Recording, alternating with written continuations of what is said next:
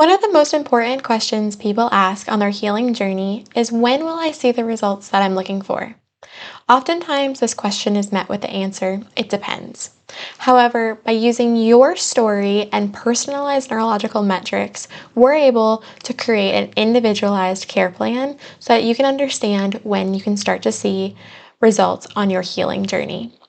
Now, what goes into these care plans? Care plans are based in the concept of promoting neuroplasticity. This means that through time and repetition, we're able to create change. I oftentimes bring the example of working out or exercising. You can go to the gym once and you can feel better that day. But if you really want to create change and get stronger, you need time and repetition.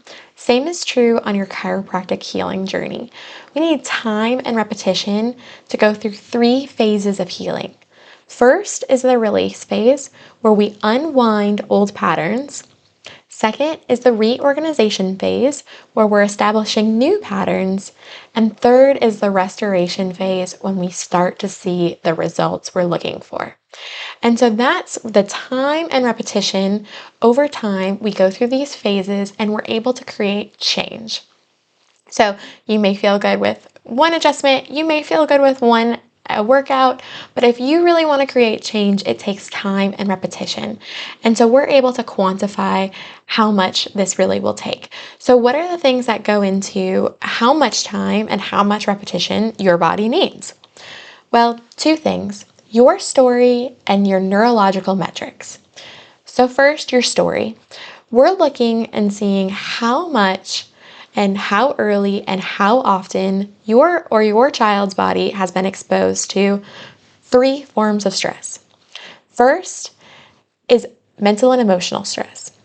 This could be maternal mental and emotional stress while baby's in utero, or this could be adults' typical form of mental and emotional stress that we're most familiar with. So how much mental and emotional stress have we been exposed to? How early and how often are we exposed to this?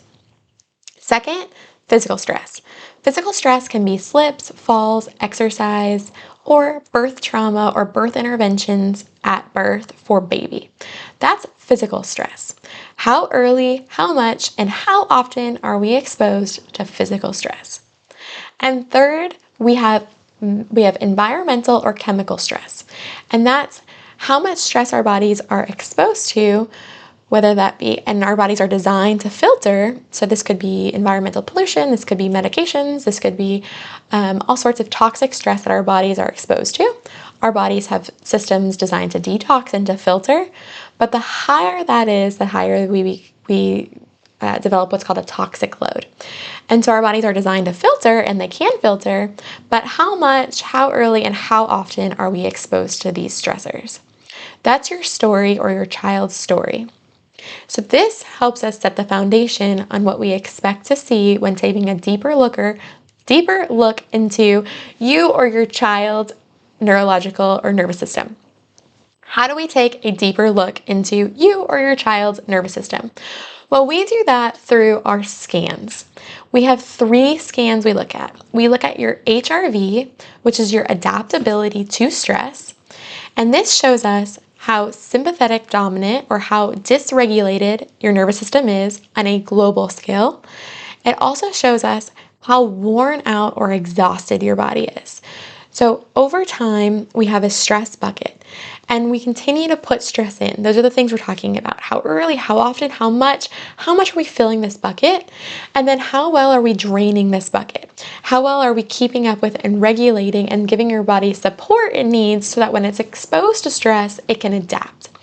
Because the more this bucket continues to fill and we're not draining it properly or giving our bodies the support it needs, when the bucket begins to overfill, that's when we see symptoms. Symptoms are always the tip of the iceberg.